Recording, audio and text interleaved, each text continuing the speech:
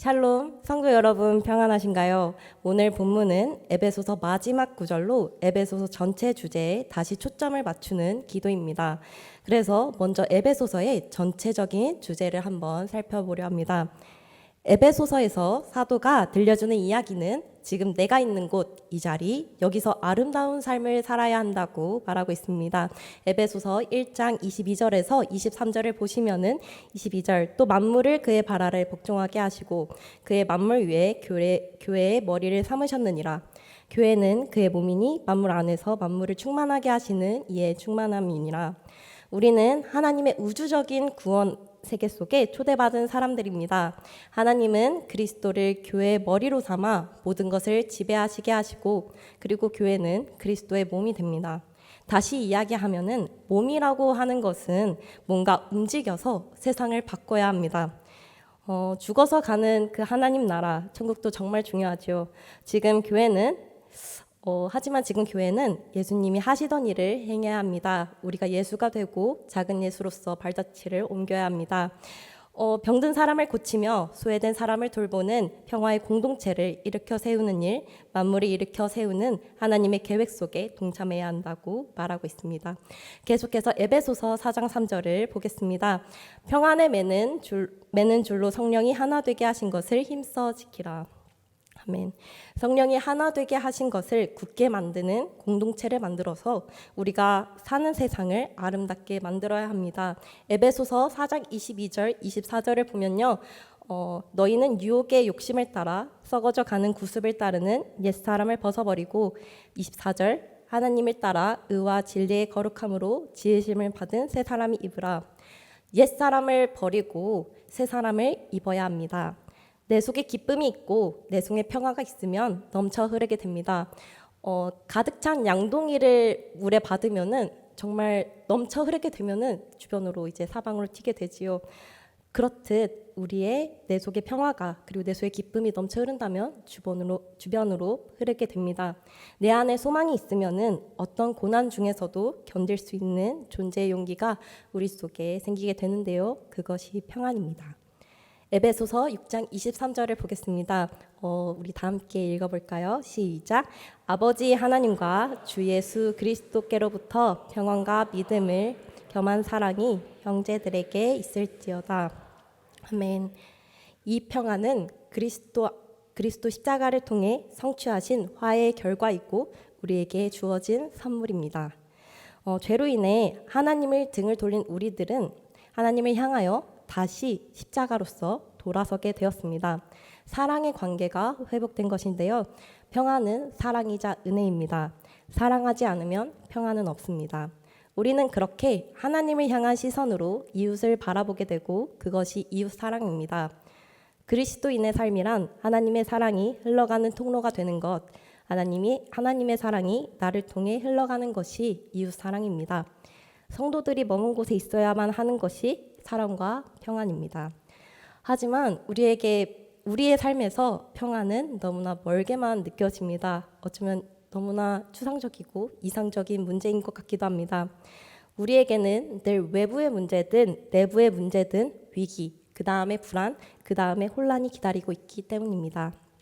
바울은 이에 대해 빌립보서에서 그리스도 안에서 평안하기 위해 가져야 할 세 가지 자세들을 말합니다. 첫째는요, 그리스도 안에서 굳건히 서야 합니다. 빌립보서 4장 1절을 읽도록 하겠습니다. 그러므로 사랑하고 사모하는 형제들, 나의 기쁨이요 면류관이 사랑하는 자들아, 이와 같이 주 안에 서라.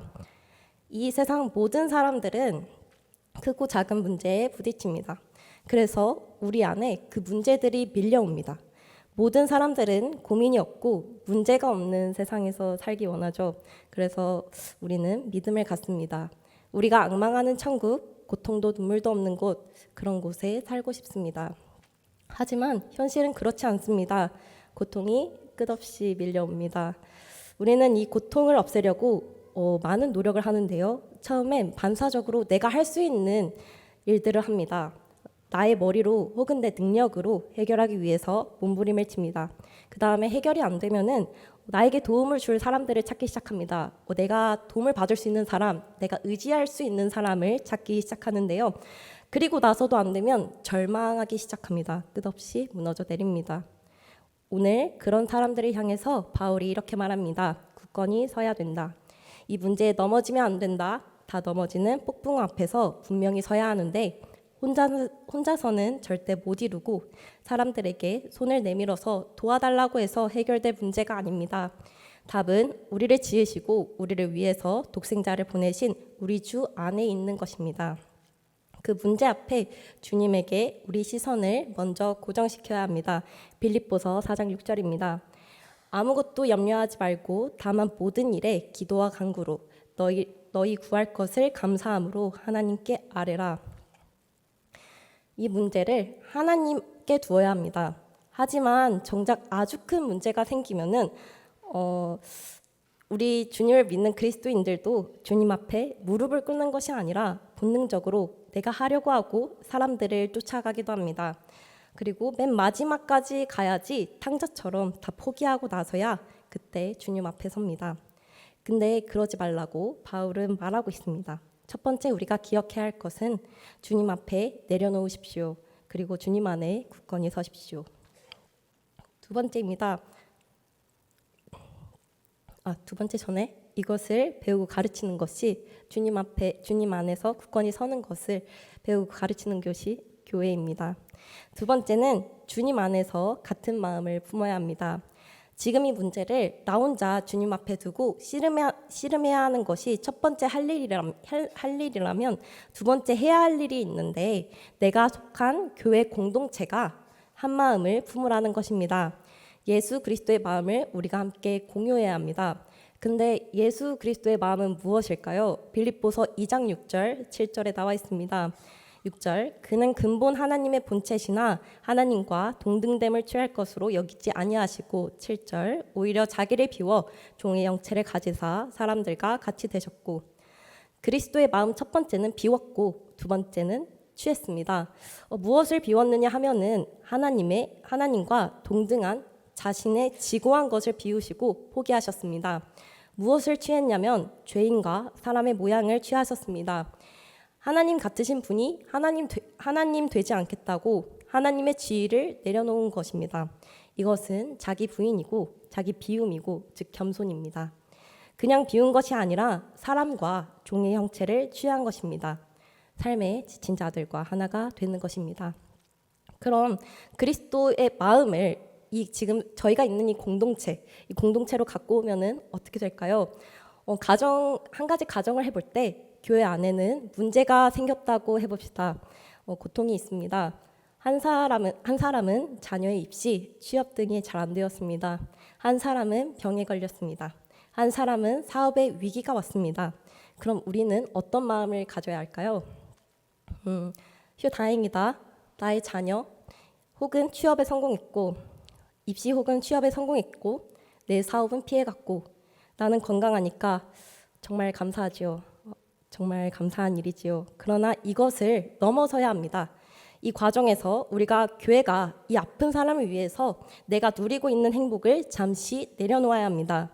나의 기쁨에 취해서 내가 사랑하는 사람들끼리 잔치를 하는 것이 아니라 고통받고 있는 사람 옆에 같이 우리의 마음을 비우고 이 사람의 문제를 같이 끌어안으면서 신음하고 울어주는 것입니다.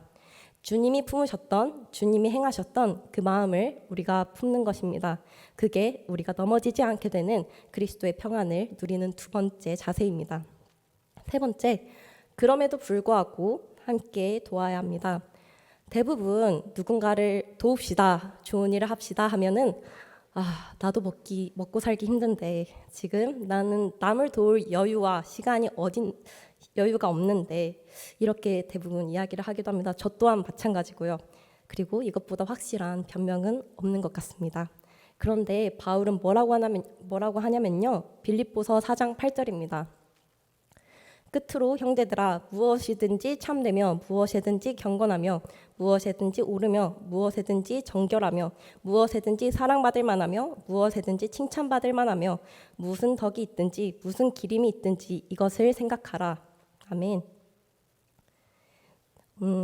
당신이 다 죽어가고 힘들다고 말하는 그 순간에 무엇을 해야 하냐?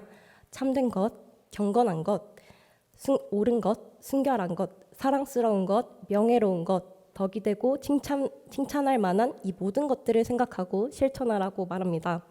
나도 힘들어 죽겠는데 말이죠. 나의 상처와 트라우마는 쌓일 대로 쌓이고 여러 현재의 문제들이 하나 마무리되면 하나 터지고 그리고 혹시나 또 다른 문제가 생기진 않을까, 또 다른 사건이 나를 덮치지 않을까 불안과 염려 속에서 살고 있는데 말이죠.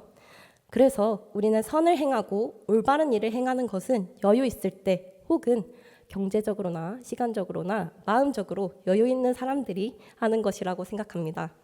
그런데 바울은 지금 우리가 넘어질 수밖에 없는 이 위기를 주님 안에서 굳건하게 서내는 방법으로 그 죽을 것 같은 그 순간에 우리가 해야 될 선하고 올바르고 경건하고 진실된 그 일이 무엇인지 고민하고 그 일을 실천하도록 최선을 다하라고 말하고 있습니다. 그게 우리가 넘어지지 않고 사는 방법이라고 말하고 있습니다. 잠깐 제 이야기로 넘어가겠습니다. 어느 날 제 방이 가만히 앉아 있었습니다. 정말 가만히 앉아 있었는데 근데 방이 너무 더러운 거예요. 너무 더럽습니다. 그래서 쓰레기는 재활용해서 버리고 옷은 옷장 속에 빨래해서 잘 건조기에 넣어서 잘 말리고 잘 정리하고 그리고 아직 내가 버릴 수 없는 것들 그리고 어쩔 수 없이 제 방에 있는 것들은 박스에 담아서 깔끔하게 한가운데 이제 구석에 집어넣었습니다. 청소가 끝나고 이제 화장실에서 손을 씻는데 평소에는 절대 보이지 않는 욕조의 그 모서리 정말 보이지 않는 물때가 딱 보이는 겁니다. 부끄럽지만 저희 화장실 청소는 어머니께서 하시는데 저희 어머니가 주변에서 이제 결벽증이라고 하실 정도로 엄청 깨끗하게 청소를 하십니다.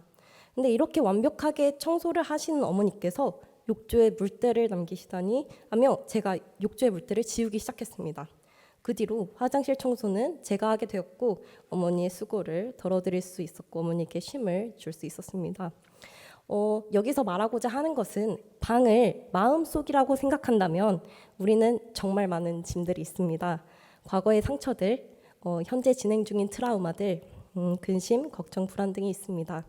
근데 여기서 버릴 수 있는 일들을 버리고 깨끗하게 빨 수 있는 빨래처럼 깨끗하게 빨아서 곰팡이가 지지 않게 잘 옷장에 넣을 수 있는 옷들은 넣었고 그리고 아직 진행 중이고 저희가 도저히 놓지 못하는 일들이라면 박스에 담아 잠시 보관해 두며 정리할 수 있습니다. 여전히 우리 마음엔 짐이 있지만 우리의 상황은 별 다를 것이 없지만 전혀 보이지 않던 다른 사람이 보이기 시작합니다. 전혀 보이지 않던 다른 사람의 아픔이 보이기 시작하고요. 전혀 보이지 않던 다른 사람의 상처가 보이기 시작합니다. 혹은 정말 아무 생각도 없었던 정말 낯선 사람에게 갑자기 눈길이 가기 시작합니다. 그 사람의 아픔을 위해 눈물을 흘리며 기도할 수 있고요. 혹은 그 사람에게 갑자기 도움을 줄 수도 있습니다. 우리는 서로에게 힘을 줄 수 있습니다. 우리는 그렇게 예수 그리스도가 자신을 비우는 것처럼 자신을 비워야 합니다. 하지만 이것은 정말 결코 편하지 않습니다. 왜냐하면 우리 개인의 문제, 타인의 문제까지 합쳐지는 거니까요. 오히려 정말 불편합니다. 하지만 우리가 주님 안에 문제를 들고 나가 모두가 그 문제 앞에 스스로를 비우고 공감하고 같이 눈물 흘릴 때 그리고 다 힘든 이 상황에 그래도 우리가 할 수 있는 일들을 예수 그리스도 안에서 할 수 있는 일들을 하나님이 원하시는 것이 무엇인지 찾아서 함께 노력한다면 그때 우리에게 하나님의 평안이 있을 것입니다.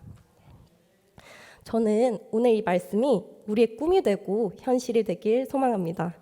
그런 교회를 위해 함께 울고 땀 흘렸으면 좋겠습니다. 그런 교회를 위해서 함께 예배했으면 좋겠습니다. 여러분의 있는 모든 자리가 교회가 되고 작은 예수가 되어서 그 모든 삶과 행동이 예배가 되었으면 좋겠습니다. 계속 우리 옆에 고난과 고통은 기다리고 어쩌면 계속될지도 모릅니다. 그리고 타인의 문제까지 관심을 가지게 되면서 우리의 고통은 더욱더 심해지겠죠. 그러나 성도 여러분, 기억하셔야 할 것은 주님을 기억할 때에, 그리고 함께 사랑할 때에 이 실망과 절망의 땅에서 주의 선을 이루기 위해 몸부림을 칠 때 이 지옥 같은 현실 속에 하나님의 평안이 임하실 것입니다. 그것이 우리의 간증이 되기를 주의 이름으로 소망합니다. 마지막으로 에베소서 6장 24절을 보겠습니다. 에베소서 6장 24절입니다. 우리 주 예수 그리스도를 변함없이 사랑하는 모든 자에게 은혜가 있을지어다. 그리스도를 변함없이 사랑하는 자들에게 사도가 마지막으로 축복하고 있습니다. 이는 하나님의 은혜가 거두어지지 않기를 소망하고 축복하는 것입니다. 여러분이 예수 안에서 자신을 비우고 일상을 살아갈 때 하나님의 평안이 함께할 때 그 은혜가 변함없이 계속되길 소망합니다.